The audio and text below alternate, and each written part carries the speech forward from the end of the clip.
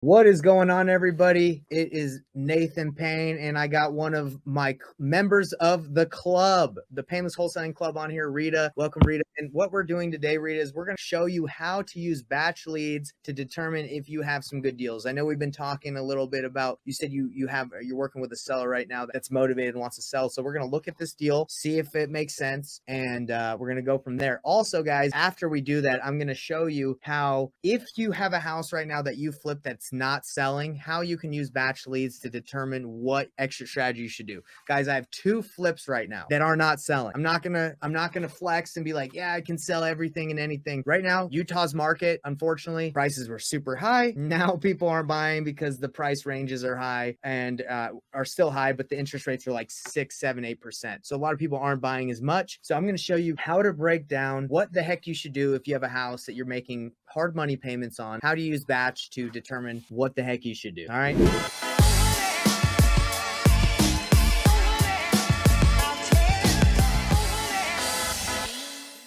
So Rita, let's talk about this deal you got. First of all, before I even talk about the property, like the condition, everything, I'd like to know the situation. What's going on with that, with the prop? Why is the seller selling? She's tired of landlording, and Okay. so yeah, she want to sell them, and she asked for my help. Awesome. Did you market to her? You know, are you friends with her? Like, how did you find this? Yeah, yeah, we're elementary school friends. Oh, all right. Well, is it just one property? Or is it 2? How It's many? 2 property. There are 2 duplexes in the Okay. Pensacola, Florida area. Well, let's dive right into it. You don't mind sharing, if you want to text or message me, or actually you can just tell me the address and we'll look at it. The first address is 1360 Langley Avenue. So do you have batch, Rita? I don't have it. Okay, that's fine. I like to use batch just to get general information, and then for comping it's good, but I also like to check Zillow. I like to use both. Let's search this one. Let's see what we got. All right, so here it is, and you're saying it's a duplex, is that right? Mm-hmm. And it's active right now, so that means she has it on the market. If you're gonna wholesale this, or I'm assuming you're trying to find a cash buyer for it, is that right? Yes. Okay. So if you're going to wholesale this, most cash buyers are going to look at this information and they're going to say, hey, this is active. Why would I work with you if I can just go directly to the listing? So you would have to be able to present this offer to someone that's a cash buyer at a lower rate than what it's listed for. So tell me, your friend must have told you, hey, like, bottom line, I need to get this. I have it listed for higher. Did she tell you a price you'd be willing to accept? She want the 350. So you're going to have a difficult time trying to sell this, find a cash buyer for this deal, just because she's not giving you a discount to give it to someone for them to be motivated enough to take it. Because if I go to my cash buyers list in Pensacola and I say, hey guys, I want to sell you this house that's listed for $355 because you need to make some money, right? Or $350, they're going to say, look, we've never worked together. There's really no value that you provide by bringing me this deal, unless this is already really, really discounted and such a good deal. If it's been listed on the market since October 6th and she still doesn't have an offer, I'm assuming that she hasn't got an offer she likes yet. Right. Yeah. So this won't work. I'm just letting you know. So this one, I would call her and say, hey, look, I'd love to help you sell this, but I'm not going to get any traction on this. I'm not going to be able to get this done for you unless you can give me, you know, maybe your bottom dollar of what I need to get this done for. And then I can probably find somebody, but it just won't really work. So I'm going to look up here on batch. We're going to see what duplexes have been selling. So these are some properties that are selling in the area. This one is currently listed at 275, about the same square footage. So look, there's another duplex for sale for 275. That's about the same age, same square footage as hers for 275. So no wonder no one's making any offers on it. There's another one on the market similar to hers. So that's not a good comp for her. Yeah, so she's got it listed for higher than anything else that's sold within the last year. So yeah, your game plan is to just call her and say, hey, what's the bottom dollar you need? Because 350 is not, I can't get it done for you. All right. Is there another one? Yeah. Okay, what do you got? The other one is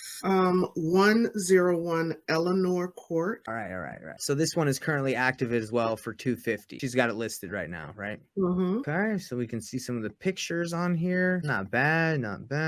Is this one is move-in ready as well? Yeah, she wanted to keep one unit empty for, you know, potential buyers to be able to view it. So let's take a look at what's going on around here. So she's got it listed for 230, and there's some ones that have sold recently for 220. Yeah, so again, I mean, look at all the things that have sold and also what's for sale. So there's not a lot for sale, but you know, the ones that have sold around hers that are duplexes and multifamilies, I mean, she's way high on it. Well, I hope that was helpful. That was very helpful. I appreciate it. Okay, thank you, Rita. All right, guys, so this is what we are going to talk about today. All right, what is going on with my flips? Okay, guys, so I will tell you right now that I have never been in a situation like this. I've been doing real estate for about 5 years, and the market ever since I've gone in here has either been consistent or has gone up. Like 4 months ago, I bought 2 homes, and they just got finished getting done flipped like maybe a month or 2 ago, and they're not selling. And I'm not prideful enough to say like, oh yeah, like I can sell everything, anything. Like stuff happens. So what the heck do you do when stuff happens? I had to run math for the first time to find out what my exit strategies are on this house that's not selling. I have a hard money loan on one property, and I borrowed about $366,000. The ARV was $500,000 at the time. So, and we put in about 40. So we were looking at making about 50 to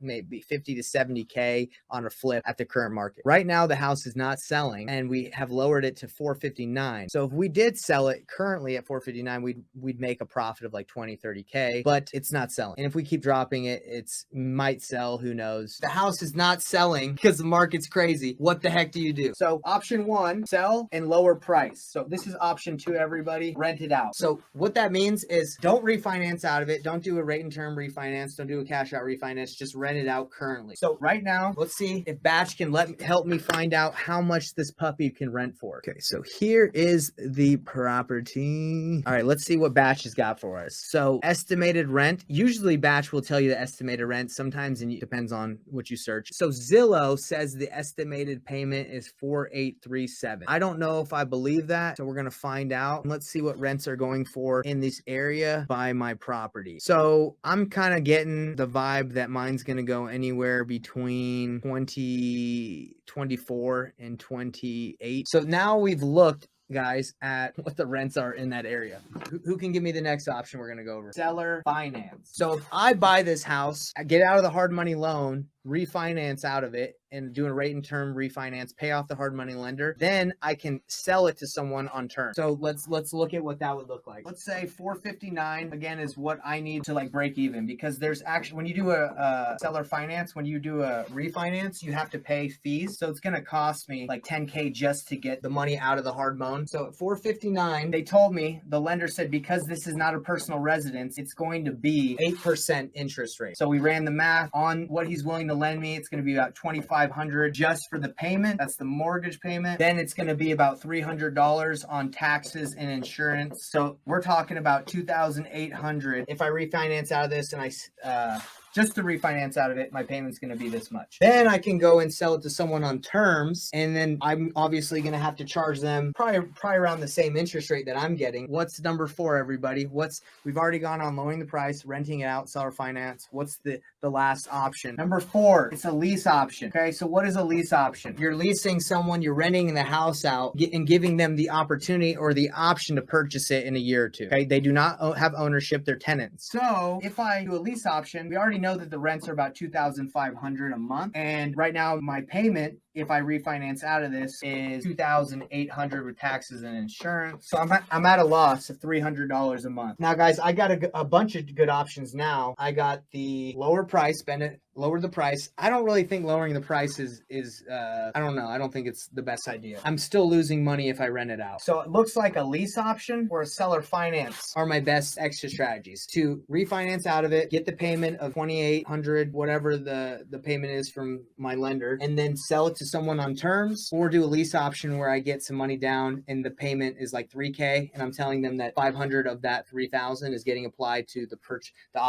purchase price when they're going to exercise their option in 1 year, 2 years, whatever it is. So if you are in a bind right now, you have a house that's not selling, you have 4 options. Lower the price, take a loss now, rent it out currently, and have it cover the hard money loan payment or close to it and take a loss slowly. Do a seller finance deal, refinance out of it, sell it to someone for a higher interest rate than you have, higher payment, and get some money down. 4, lease option, and tell them, they can pay a little bit more, and you'll apply some of the money, that extra money that they're paying higher on the rent, towards the purchase price. Let's go.